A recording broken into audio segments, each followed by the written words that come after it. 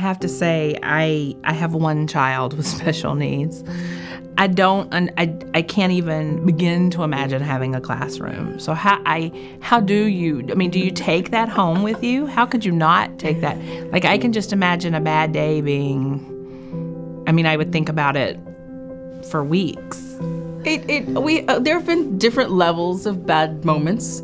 Most of them are things that we can just walk away from and start off fresh again, and I really do find that I love all my kids, and every kid I've had, they've all, battled me at one point or another over small things.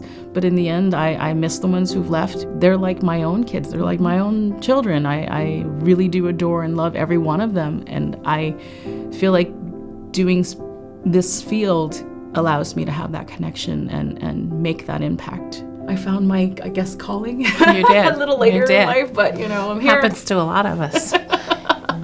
So as I find myself doing a lot of advocating I never thought I'd have to do, and it's, As far as James goes, did you have any concerns for him coming in? As we said, when I first met you, I know there was some trepidation to him, at that IEP meeting, and I wasn't sure if it was due to his placement in my classroom or, other circumstances. Having a child with autism puts you as a parent in a totally different role, because now you're not just the parent, but you're trying to learn. As your kid's learning. Right. How your kid's going to learn, how your kid's going to interact. But there's a grieving process involved, I think, when you finally realize your child isn't going to be like everybody else. Even though I thought I was prepared, I was dealing with the fact that James wasn't going to be in general education. His childhood was going to be very different. His view of the world was going to be very different.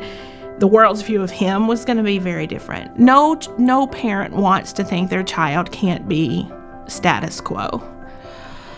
All right, so because we develop really close relationships with our students in our classroom, especially with kids with special needs. They're all very individual little beings, and I find that what works best is also having that same connection with parents, and I've been lucky to have that and develop that with you.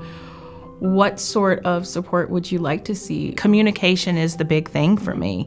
I want to know how my kid's day was. I want to know if there's something I need to do at home. Well, and I think you, which is one reason we have such a good relationship, you're really good at that, right? Like you're not afraid to tell me what kind of day James has had, what you need from me, which I think is equally important. You have no idea.